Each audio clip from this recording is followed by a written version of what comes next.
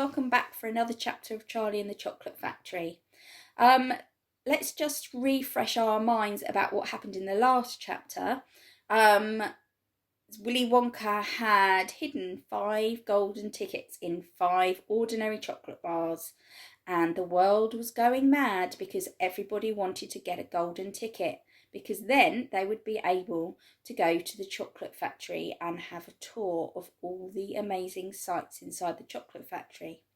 Now, if you can remember, 2 people have already won tickets. So how many does that leave next to be available? We've got 5 tickets, 2 of them have gone, so we've got 3 left. Okay, let's read on to chapter 7, Charlie's birthday. Happy birthday, cried the 4 old grandparents as Charlie came into their room early the next morning. Charlie smiled nervously and sat down on the edge of the bed. He was holding his present, his only present, very carefully in his 2 hands. Wonka's Whipple Scrumptious Fudge Mellow Delight, it said on the wrapper. The 4 old people, 2 at either end of the bed, propped themselves up on their pillows and stared with anxious eyes at the bars of chocolate in Charlie's hands. Mr. and Mrs. Bucket came in and stood at the foot of the bed watching Charlie.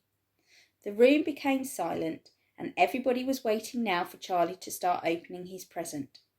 Charlie looked down at the bar of chocolate.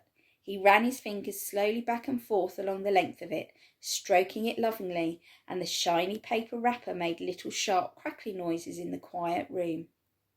Then Mrs. Bucket said gently, "You mustn't be too disappointed, my darling, if you don't find what you're looking for underneath that wrapper. You really can't expect to be as lucky as all that." Just remember, he's trying to find the golden ticket. "She's quite right," said Mr. Bucket. Charlie didn't say anything. "After all," Grandma Josephine said, "in the whole wide world there are only 3 tickets left to be found. The thing to remember," Grandma Georgina said, "is that whatever happens, you'll still have the bar of chocolate." "Wonka's Whipple Scrumptious Fudge Mellow Delight," cried Grandpa George. "It's the best of them all. You'll just love it." "Yes," Charlie whispered, "I know." "Just forget all about those golden tickets and enjoy the chocolate," Grandpa Joe said. "Why don't you do that?" They all knew it was ridiculous to expect this one poor little bar of chocolate to have a magic ticket inside it, and they were trying as gently and as kindly as they could to prepare Charlie for the disappointment.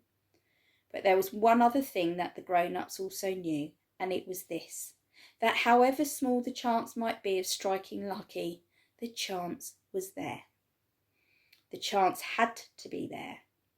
This particular bar of chocolate had as much chance as any other of having a golden ticket, and that was why all the grandparents and parents in the room were actually just as tense and excited as Charlie was, although they were pretending to be very calm. "You'd better go ahead and open it up, or you'll be late for school," said Grandpa Joe. "You might as well get it over with," Grandpa George said. "Open it, my dear," Grandma Georgina said. "Please open it. You're making me jumpy." Very slowly, Charlie's fingers began to tear open one small corner of the wrapping paper. The old people in the bed all leaned forward, craning their scraggy necks. Then suddenly, as though he couldn't bear the suspense any longer, Charlie tore the wrapper right down the middle, and onto his lap there fell a light brown, creamy-coloured bar of chocolate. There was no sign of a golden ticket anywhere. "Well, that's that," said Grandpa Joe brightly. "It's just what we expected." Charlie looked up. 4 kind old faces were watching him intently from the bed. He smiled at them, a small, sad smile, and then he shrugged his shoulders and picked up the chocolate bar and held it out to his mother and said, "Here, Mother, you have a bit. We'll share it. I want everybody to taste it." "Certainly not," said Mother. And the others all cried, "No, no, no, we wouldn't dream of it. It's all yours." "Please," begged Charlie, turning round and offering it to Grandpa Joe. But neither he nor anyone else would take even a tiny bite.